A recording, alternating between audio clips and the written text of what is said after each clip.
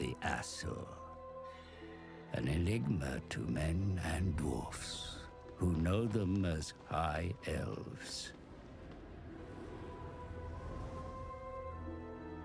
At the center of the great ocean lies Ulthuan, a paradise created by the Old Ones. But when the stellar gates collapsed, demons flooded the mortal plane.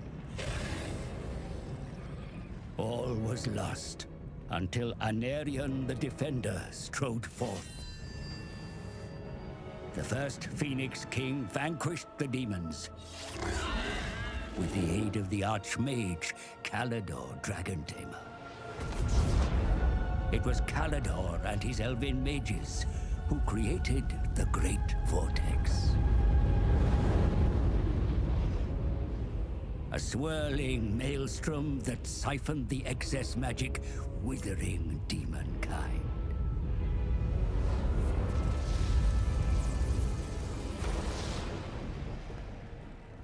With the world purged of chaos, the elves took it upon themselves to become guardians and stewards.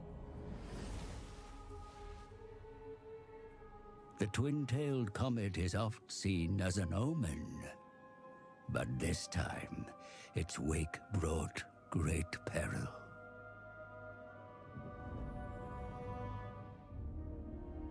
The dragon with two tails flies lower than before. Its trail disturbs the vortex. I have felt a change in the winds of magic. Then write it, brother. Lead the mages of Safari.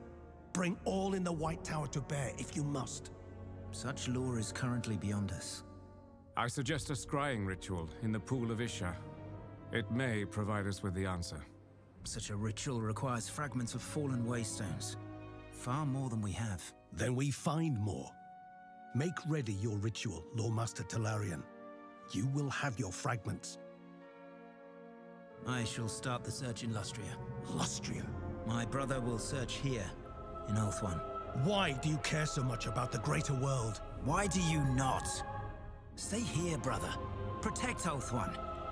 But I venture beyond our borders. And while you meddle in far-flung continents, I will ensure you have a home to return to.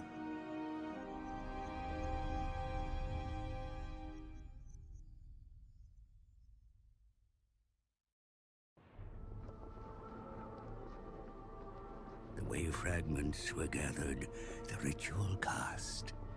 Arcane power lit Ulthuan's skies.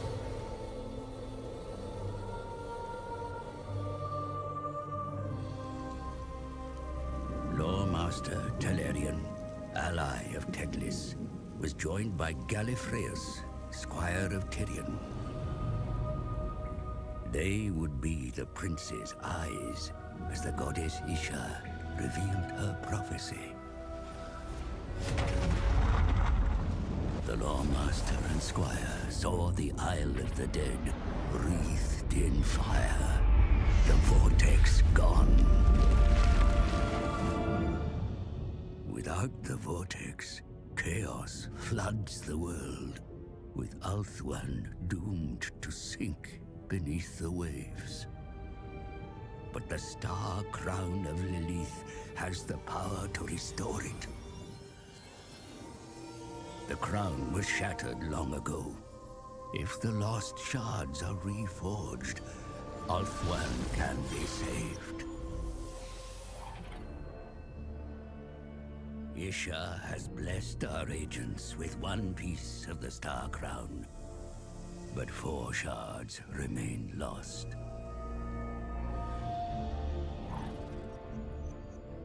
Talarian suggests invoking the spirits of the Phoenix Kings.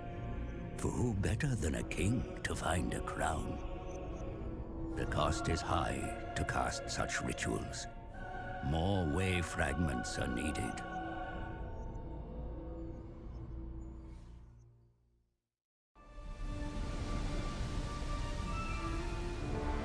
Finnabar the Seafarer, the reigning Phoenix King, was called upon to reveal the second shard of the Star Crown.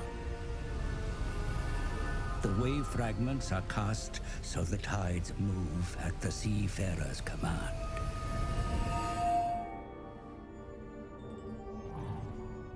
The living king has done his part. Now it is time to evoke the royal spirits of old.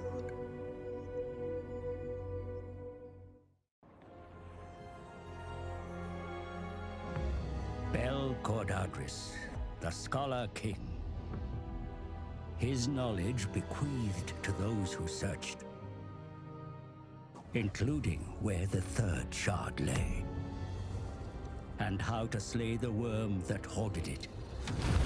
Begone, servant of chaos! Strike, Gallifreyus!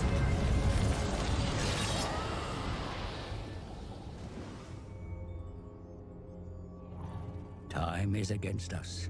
There are others that perform their own rituals of dominance over the Vortex.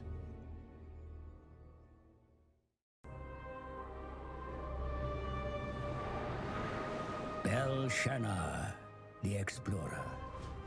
As he used the stars to navigate the world, their light shone upon the king's lost vessel. There, Gallifreyus! I see it! The fourth shard of the Star Crown was found within.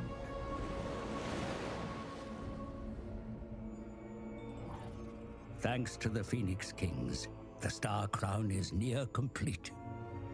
But there is one who is yet to be evoked. The first, the greatest, the doomed.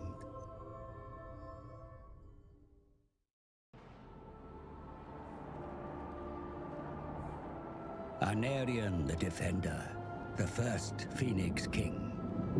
It is inevitable that the fifth and final shard of the Star Crown is found upon the sword that doomed the Asa. They were only here for the shard, but even the Lore Master could feel the sword's pull. And then, something else touched their souls.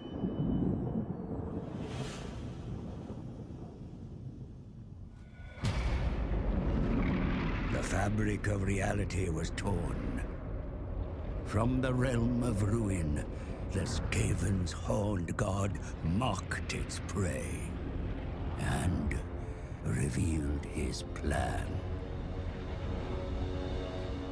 The celestial event that weakened the Vortex was of Skaven design. A parody of the true comet. The Council of 13, the Rat Men's highest authority, were architects of this grand manipulation.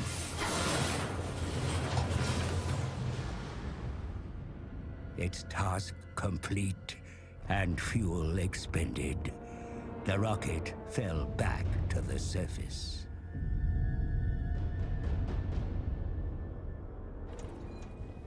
When the wreckage was discovered, its purpose remained unclear until now. It was the catalyst to weaken the Vortex and goad the other races into action. They knew the Asur would seek to bolster the failing Vortex, but they were ready. Every ritual cast, the magic was stolen, absorbed into the Horned Rat's bell. Now soaked in ritual power, the bell will be moved to Ulthuan's heart. If it tolls 13 times, the Horned God shall emerge from the Vortex, the world doomed.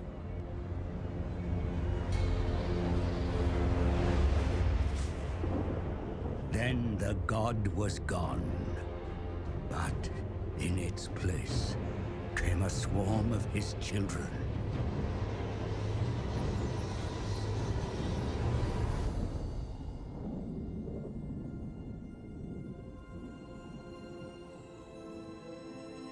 Where there was two, there is now one.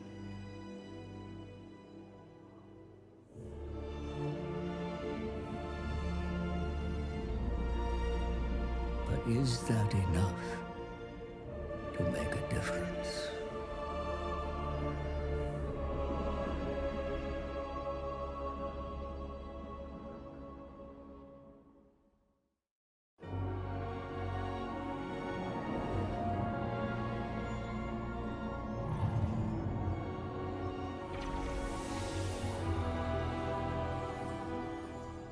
The Star Crown reforged.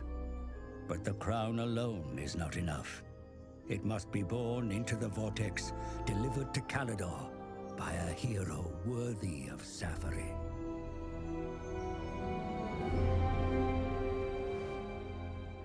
And yet the chittering Skaven lurk, defiling Ulthuan, awaiting the Horned One's arrival. The Vortex must be reclaimed, or the world is doomed.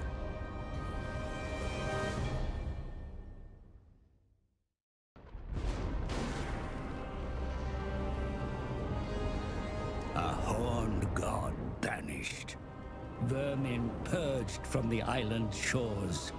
Ulthuan's defenders are brothers in arms again.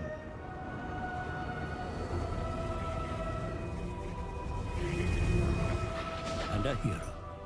A lawmaster. One who has proven worthy of the Star Crown. To bear its power. Walk into the Vortex and become the Maelstrom. Ours is a world of fleeting glory. But it is glory nonetheless.